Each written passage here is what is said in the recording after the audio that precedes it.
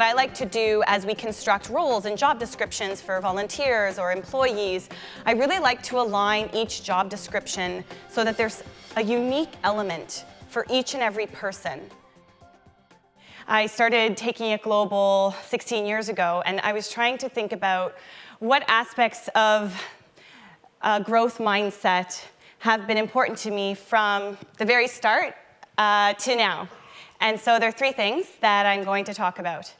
The first one is possibility thinking, possibility mindset. The second one is passion, which is at the heart of everything. And the third one is purpose.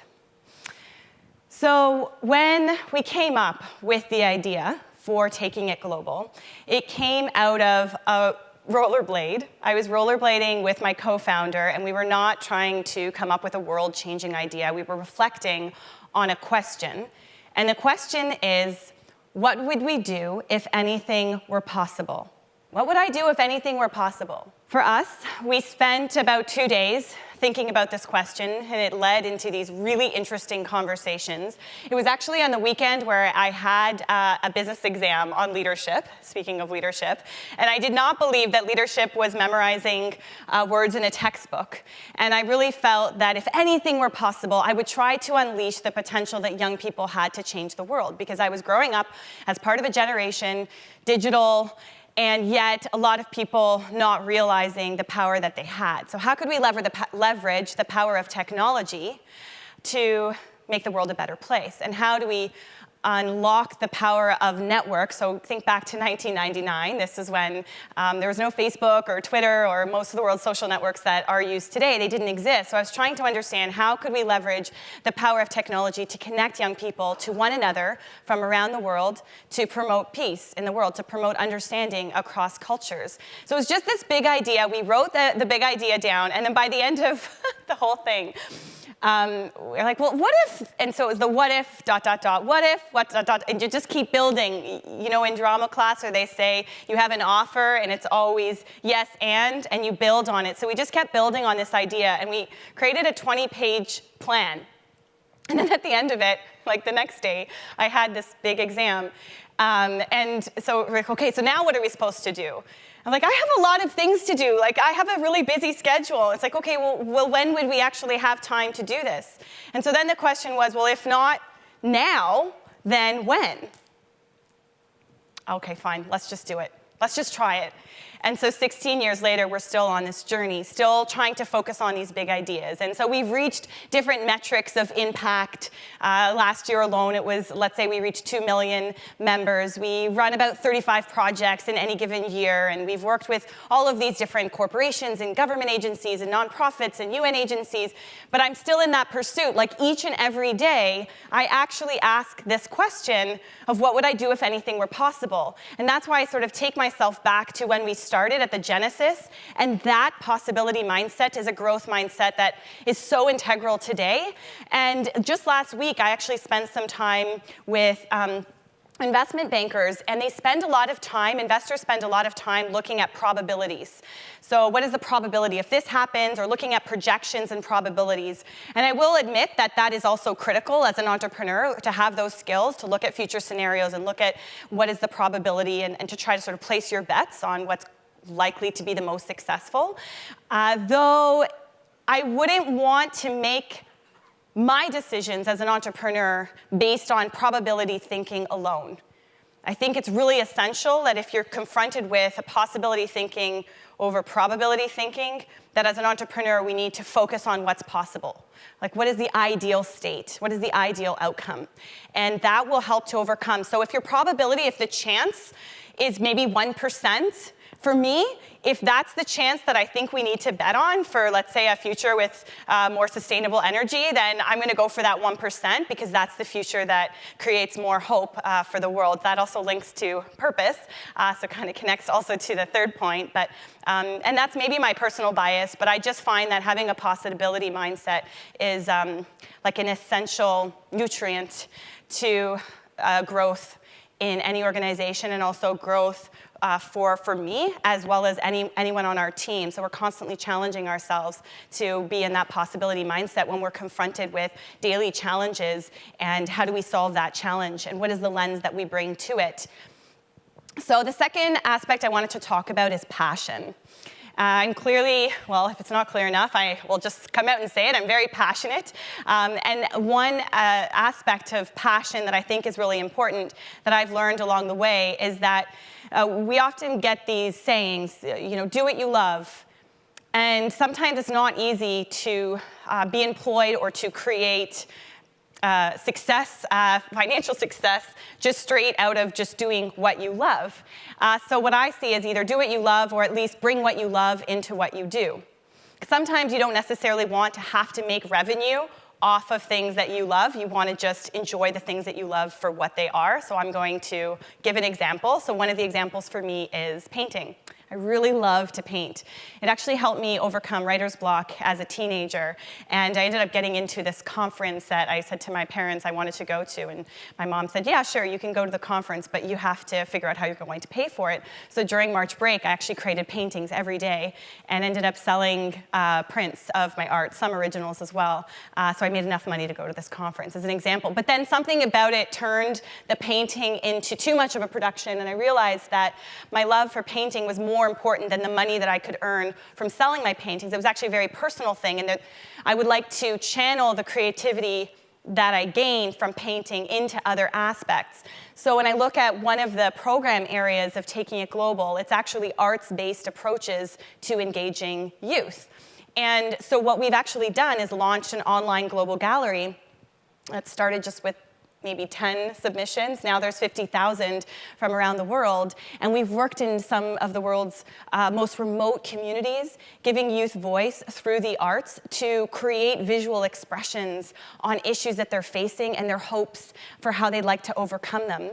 And just in the past year, as an example, we produced a card deck, like a game of cards, and a set of 15 educational activities, which is something that now is sort of sold online, really just to recover the cost to print, and so it's not like major income generation, but it's actually having a major impact around the world, where it's been distributed so far to over 300 teachers, even across the TDSB alone, but in school boards around the world. I just came back from Turkey working with a group of teachers from Eastern Europe that are using these cards as a way to ignite a sense of empathy among their students.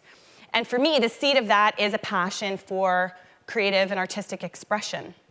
And also, when we look at building teams, what I like to do as we construct roles and job descriptions for volunteers or employees, I really like to align each job description so that there's a unique element for each and every person that incorporates what they're most passionate about, what moves you, what do you love to do, what do you love to be a part of, what inspires you. So maybe I'll ask you this then, what moves you? And just to take a moment and really think about that, and how do you incorporate what you love into what you do?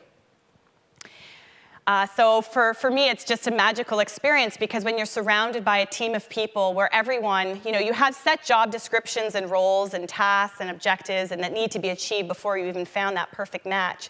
And then once you find that perfect match, and especially as people grow out of their roles, because if you're in a growth mindset organization, people are constantly outgrowing. So you want to create growth opportunities. And in a small team, we don't have thousands of employees.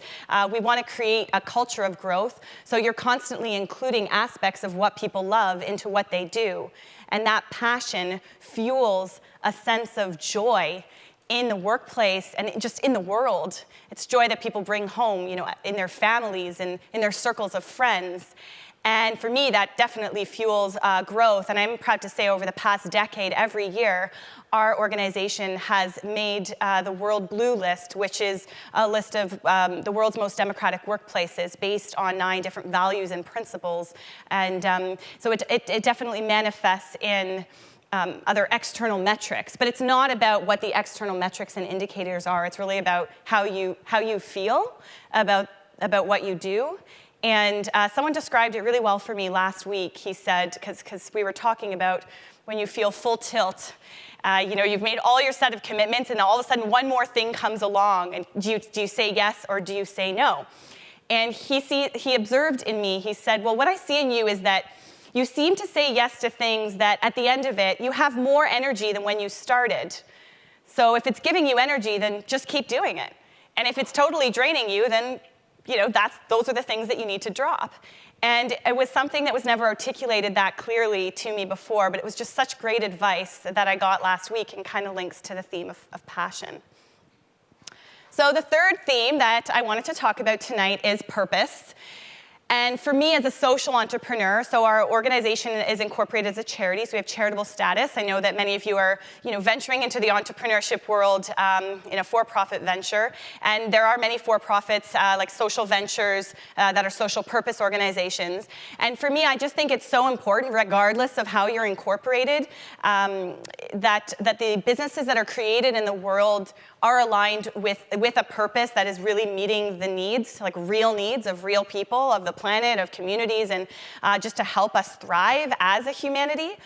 I think that's so important. One of the tools that I think about is I ask myself, and we ask ourselves as a team and as a staff, do we have a clear sense of direction? And a metaphor I was just using also very recently was, when we think about our plan as an organization, I don't plan, like when I look up on my phone where I'm going, like GPS planning. I don't plan to be at this exact location at this exact time based on these exact routes. I actually plan like a compass where am I going north?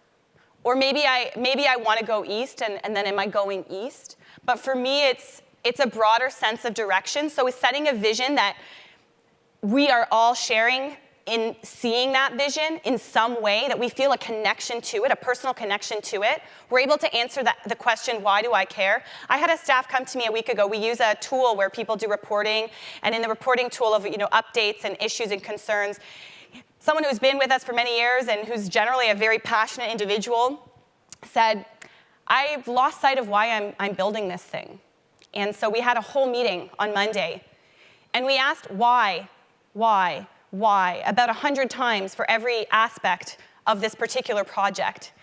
And we were able to come up with some both clear answers, but also to be able to prioritize the scope in a way that now we have a sharper and clear understanding of why. And so that's really what I like to focus on, and I appreciate being reminded of in the team that I'm part of, is to not always be the one just to ask, though often, as a leader, that is your role, but also to be in close touch with the pulse of those moments when people do need to be reminded of why, or maybe we need to re-ask the question of why. Maybe the environment and the external environment and the context has changed, so the why then is no longer the why now. And so that provides us with that sense of purpose, and that sense of purpose provides a sense of cohesion, and also becomes like a magnet, because in any growth of an idea, not just a business, not just an entity, you want to grow a team. And one thing I've realized, kind of being small and mighty, is that ideally your team includes many people that are not on your payroll. So like, how do you grow a team and a movement, people that can get behind you and that can work with you? They're doing it not because they're contractually obligated to do it. I mean, ideally you can have that within your organizational culture, which is what we focus on. But as some building an idea and building a movement around you is creating that sense of shared purpose and connection that allows partnerships to transcend, to go really above and beyond, and to transcend the time limitations that might exist on any contract.